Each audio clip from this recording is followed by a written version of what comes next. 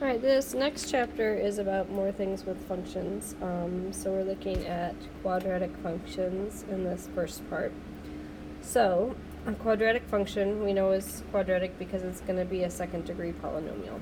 So you have the definition of what it means to be a polynomial. That just means it has a degree greater than 1, and it could be any kind of degree. We're going to talk about in this chapter third degree, fourth degree, fifth degree, sixth degree, all sorts of different polynomials. So this lesson is just focused on quadratics, and can you graph them, and can you find out some important information about them. So the definition of a quadratic again is there. It has to be in the form ax squared plus bx plus c. The graph of a quadratic is called a parabola. I hope from what we've talked about so far last chapter you guys do know that answer. Then we're getting into more specifics about the parabola. So the all parabolas will have a symmetric line called the axis of symmetry. That's going to be something important that we find today. And the point where the parabola meets that axis of symmetry is called the vertex point. That's going to be your maximum or minimum point, which we'll see on the next page. So depending on which way the graph faces will depend on if you have a minimum or maximum value. So we know if a is bigger than 0, if it's a positive number, then the parabola is going to face up. So if it faces up, like this first picture here, then I know that it's going to have a minimum value. It has a low point right here is where the vertex is, where that minimum value is. If the graph faces down, like this picture here, then it actually ends up having a high point. It has a maximum value. So the focus today is on the two different ways that you could see a quadratic in, and how you're going to find the vertex and the axis of symmetry given that form that it's in. So the first form is standard form. Standard form is if we've combined all the like terms and it's in that form ax squared plus bx plus c. You won't see any parentheses in standard form. So to find the x coordinate of the vertex, it's going to look like a familiar formula. It's actually the very first, and the very last part of the quadratic formula. So it's x equals negative b, la la la la la la la, all over 2a. That's how you find the x coordinate. That's the formula when it's in standard form. To find the y coordinate, you're just going to plug in whatever you get for x into the function. The axis of symmetry is going to be the same value you get for the x coordinate. But what I need you to remember when we find our axis of symmetry is it's always going to be a vertical line. So you need x equals there. If we go back to the pictures up here, these lines are vertical up here. So a vertical line goes through the x-axis. So your axis of symmetry should always have an x equals in front of it. It's not just a number that stands by itself. It's an entire line. So it should always be x equals something since it's a vertical line. Vertex form is a little bit easier. Vertex form, you'll know it's in vertex form because you'll see the parentheses squared. That's the standard way that it has to look to be in vertex form. So this right here is how I know it's in vertex form. And the vertex is really easy to find. If you notice, there's some letters there that we've been talking about recently, A, H, and K. The vertex, just like when we did the center for a circle, the vertex is going to be h, k. But this time, the only one inside parentheses is the h. That one's in opposite land. So it's just the h that you have to worry about, that you have to think opposite for. So this h here, we do have to think opposite. The k will be whatever it is, but the h we have to think opposite. The axis of symmetry then is going to be x equal whatever that x value of the vertex is. That's the point it has to go through, so it's going to be x equals h.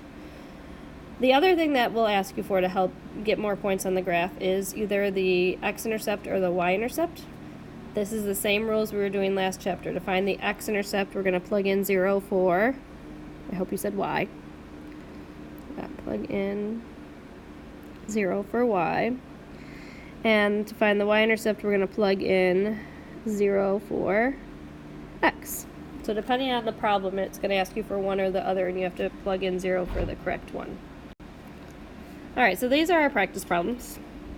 This one is asking us to find the vertex, the axis of symmetry, and the x-intercepts. So to find the vertex for this first one, it's in vertex form. We're looking at h and k here. This is h, this is k. H is always with x, but we got to think opposite for h. So it's going to be -3, 8. And then to write the axis of symmetry, remember it has to be a vertical line, so we got to start with the x equals. It's just that same x value from the point. It's x equals -3 because it's got to pass through that point. And now we want to find the x-intercepts. To find the x-intercepts, I'm going to make y equals 0. So it's going to be really, this is y right now. F of x is in the place of y is going to be 0 equal to -2 times x plus 3 squared plus 8. And then I have to solve this for x right now. So make sure you're unwrapping x. The first thing that's got to move is that 8. And then we're going to divide by -2. We get 4 is equal to x plus 3 squared. Now the squared is on the outside, so I have to take the square root. But be careful, when we take the square root in a problem, we have to remember a plus or minus sign. So make sure you put plus or minus 2 there. And then your last step is to subtract the 3. If it helps, you can split this into 2 equations right now, so you don't have to look at that weird plus or minus sign. We can set one equal to +2 and one equal to -2, and then we can subtract the 3. This is going to give me -1, and this is going to give me -5. So those are my x-intercepts. I want to have an x-intercept at -1, 0, and -5, 0. And then we are going to graph these. So you're going to go, and I always graph the vertex and the axis of symmetry first. Over -3, up 8 is the vertex. The axis of symmetry is not really part of the graph, so we're going to graph it as a dotted line through that x equals -3. And then we're going to graph the intercepts. So I have one at -1, and I have one at -5. What you should notice, if you found them correctly, which I just didn't count right, if you found them correctly, there should be symmetry over those two x-intercepts. They should be the same distance from the axis of symmetry. And then you're just going to draw a nice curvy parabola through those points. And that's our parabola.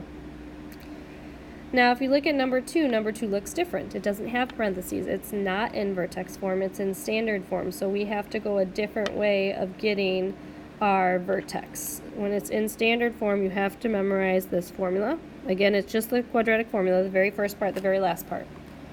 So we're going to use that to find the x-coordinate.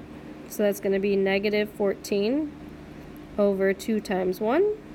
So that's -14 over 2, which is -7. So that's the x-coordinate. To get the y-coordinate, we have to plug in the 7. So we're going to get -7 squared. I'm going to put y equals in front of it. -7 squared plus 14 times -7 plus 48. And that's going to be 49 minus 98 plus 48, which is equal to -1. So that's the y-coordinate. And then we need to find the axis of symmetry. That should be an easy answer, but make sure you write it as the equation of a line. It's a vertical line, so it's x equals the x value, -7. And then we do need to find the x-intercepts. So again, for the x-intercepts, we make y equals 0.